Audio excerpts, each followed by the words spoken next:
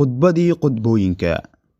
Khudbadii ugu dambeysay ee uu Nebiga naxariis iyo nabadgelyo korkiisa ahaatee ka jeediyay Banka Carafo 9kii bishii Xurmeyn ee Dulxaj.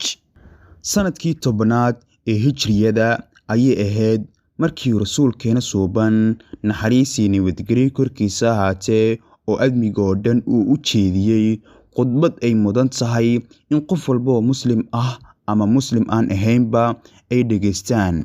Waxa ay ahayd xajkii ugu horeeyay uguna dambeeyay ee uu Rasuulka soo guto. Waxaynu ognahay in Nabi Maxamed naxariis iyo nabadgelyo korkiisa ahaatee uu 4 jeer soo cumreystay, hase yeeshee uu hal mar kaliya soo gutay waajibaadka xajka.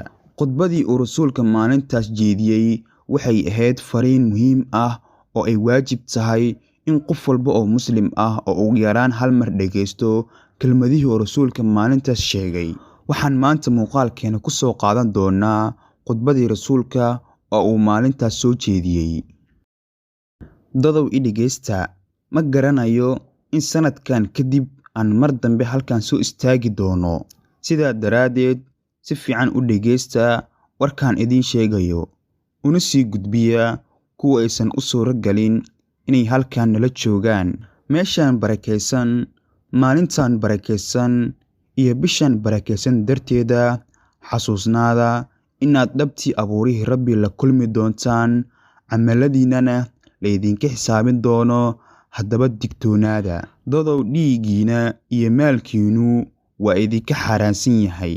Midkii idinka mid ah ee ammaano hayo ha u celiyo qofka iska lahaa. Ribo ama dulsaar dhammaanteeda waa mamnuuc, hase yeeshee faa'iidadiina idinkaa iska leh. Qofna ha dulminin, adigana laguma dulmin doonee. Ha iska argoosanina dhiigga aad iska daadiseen waqtigii jaahiliyada. Dadow iska ilaaliya shaydaanka, wuxuu isku dayi doonaa inuu idin qaldo waxyaabo yaryar. Ugana digtoonaada shaydaanka diintiina darteed. Ragow ogaada in dumarkiina xaq idinku leeyihiin, idinkuna aad iyaga xaq ku leedihiin. Xasuusnaaw inaad u guursatay ogolaanshaha Ilaahay iyo rumaysantiisa. Haweenkiinu waxay xaq idinku leeyihiin inaad si naxariis leh u qoodisaan uguna labistaan. Ula dhaqan marwadaada si wanaagsan oo naxariis leh, sababtoo ah waa lamaanahaagii nolosha iyo mid mar walba ku caawin lahayd.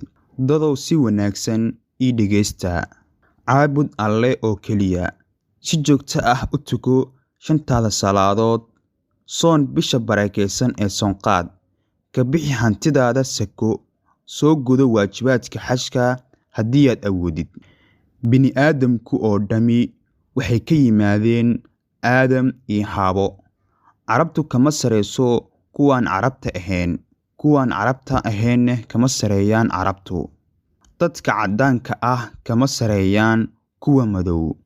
Dadka madowga ah kama sareeyaan kuwa cad. Kaliya waxaa lagu kala sareeyaa waa camaladiina. Ogaada Muslimiinta oo dhami waa walaalo.